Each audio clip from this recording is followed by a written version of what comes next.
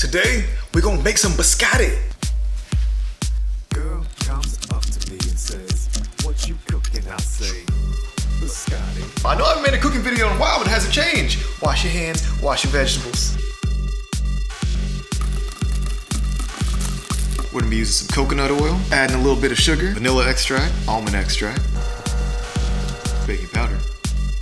It's time to get a little dirty.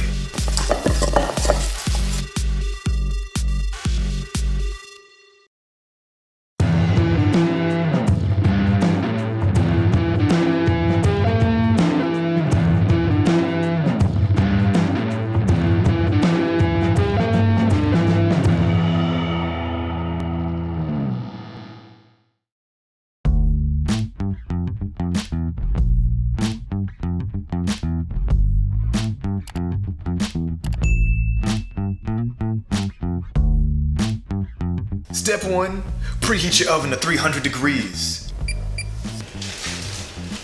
Step 2, wash your hands. Y'all already know. I know I haven't made a cooking video in a while, but it hasn't changed. Wash your hands, wash your vegetables. You know, you already know. Don't wash your pistachios. Don't wash your pistachios. Don't wash your nuts. I was thinking the same thing, I was gonna say it. I mean, but wash your nuts. We're gonna be using some coconut oil. Adding a little bit of sugar. You got your vanilla extract, almond extract, baking powder. We're also gonna need some all-purpose baking flour. Now this is a gluten-free version, but you know, you can use whatever you want, it's all good. We got cranberries, dried cranberries, craisins, pistachios. Now, we're doing something a little different today because I feel like it's kind of more on par to have almonds in these. We're gonna do a pistachio and cranberry version. Add a little bit of salt. We're gonna do pink Himalayan sea salt though. We ain't gonna mess with that one. You need 2 eggs. We're gonna toss it in. And you know, you all already know the chickens are out there working hard trying to get this ready for us today. So let's get mixing then. We need to take a 1/4 cup of oil here. I don't know if y'all ever used coconut oil to cook before. It's kind of like a brick, right until you hit like 70 degrees and then it just turns to goo. So we're gonna warm this up a little bit. I got a warming trick here.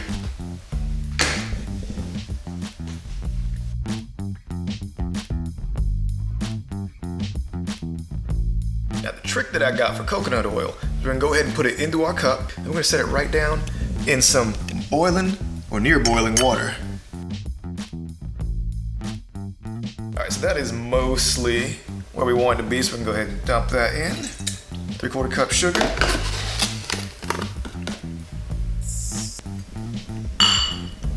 Two teaspoons vanilla extract. And a 1/2 teaspoon of almond. And now we're gonna walk on over to the mixer and throw everything in and get it start mixing. Let's get some mixing. Mix time.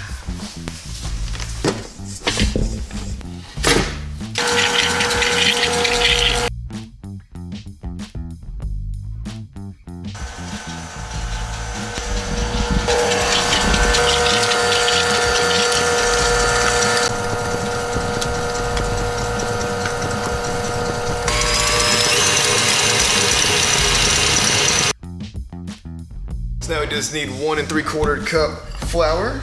We got 3/4 cup and 1/2 cup. Y'all ever see the third Die Hard movie where they have to like defuse that bomb in the park? I feel like that right now. I'm just getting 1/2 cup, that's easy. Diffused! Come at me, bro.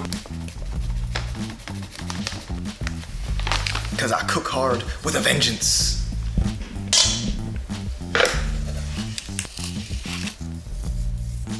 A little bit of that pink Himalayan sea salt. Oh, we gotta use the fancy salt.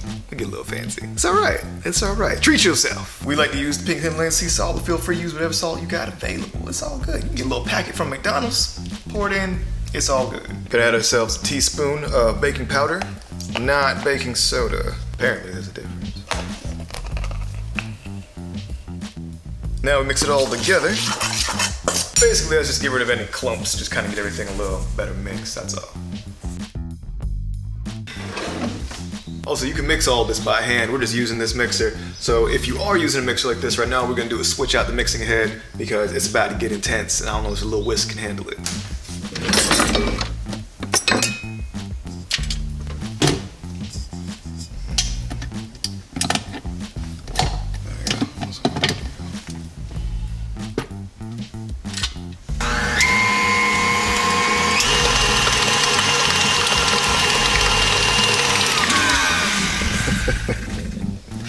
I don't know why, but the noise this thing makes at a certain level just makes me think of like the dog's cheeks like flapping in the wind kind of thing. But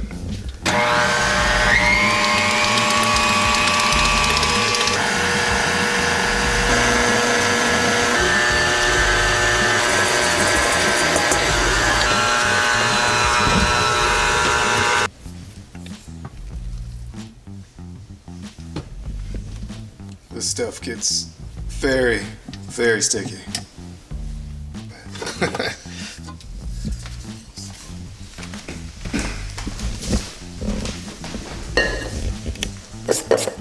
So even though biscottis are kind of known now as an Italian food, they actually started way back in the Roman times. And I think the word biscotti comes from bis, meaning twice, and cotto, meaning cooked. And basically that's exactly what we're doing here, is we're gonna bake these things up once in order to cook the dough, and then we're gonna cut them up and then bake them again to dry them and preserve them. And that is what Roman soldiers would carry with them when they had a long travel and they needed something that would have some shelf life to it. Which is exactly why we are making these, the shelf life, so we can mail them off to a bunch of friends as gifts this year. So it's gonna be good. Now we're gonna go ahead and add in a half cup of our dried cranberries.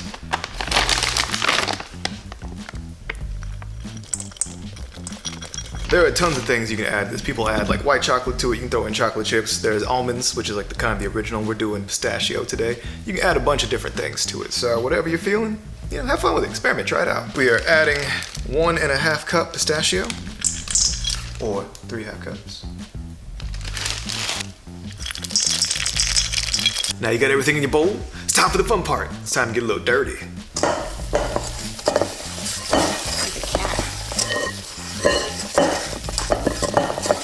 So, a little tip to this, which I'm about to do, which I should have done first and did not, is if you wet your hands, run them on the water for a little bit first. If you wash your hands, then it makes this not as sticky.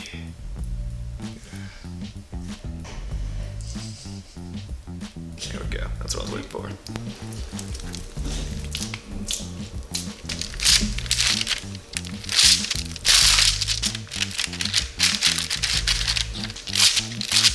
So basically when you're doing this part, you want to get everything to about 1/2 inch to 3/4 inches thick and get it as consistent and as even as you can. So you want to keep an eye on your ends and make sure they don't get too thin and that everything's kind of around the same thickness. Get a nice even bake to it.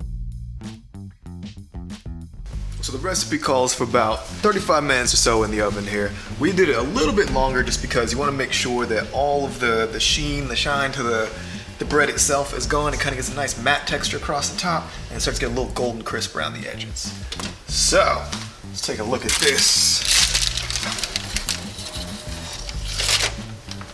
So we're just gonna go ahead, let that cool off for a bit, and get back to cutting them.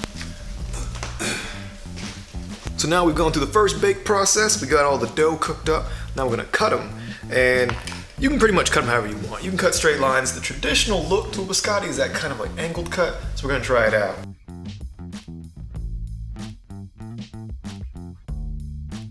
Now we just toss them right back out in our tray and they're gonna go back in for the second time.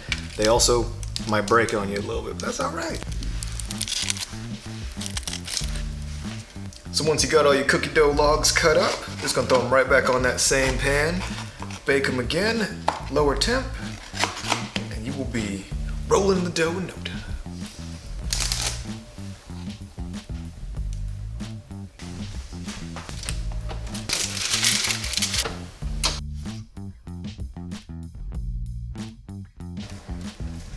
All right, it's been about that time, so let's check it out, see what we got.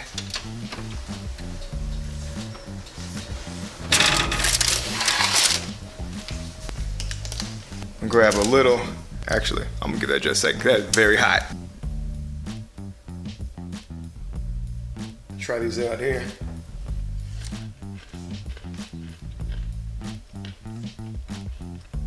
Delicious. It's pretty good.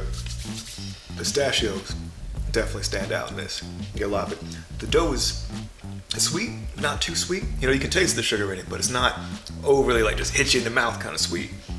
And you get a little bit of hint of that fruit flavor with the cranberries. It is a good alternative if you got a sweet tooth and you just want a little bit of a snack or something, especially holiday snacking. It's the one right there. And go ahead and pack up some of these. Get them all packed up, some friends of ours. And this cool little gingerbread box. That's how we do. I also want to point out these are gluten-free, which tends to make them a little bit lighter in color than you expect. Also, it's a little bit hard to keep the texture together. They tend to fall apart. But it doesn't make them any less delicious. This is for you! For holiday gifts. For Donna. This is Donna's. Donna of 719 Productions. Remember that vampire music video? It was great. I'll link to it. Watch it. Enjoy. Now, the modern tradition of eating biscotti is, of course, with coffee. That seems to be a thing, but we're gonna take it old school. We're gonna do like they do in Italy. We're gonna do it like the old Romans do. We'll have a little bit of red wine. Just be fancy.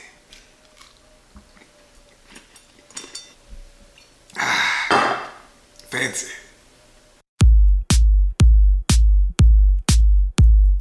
Girl comes up to me and says, what you cooking? I say, biscotti.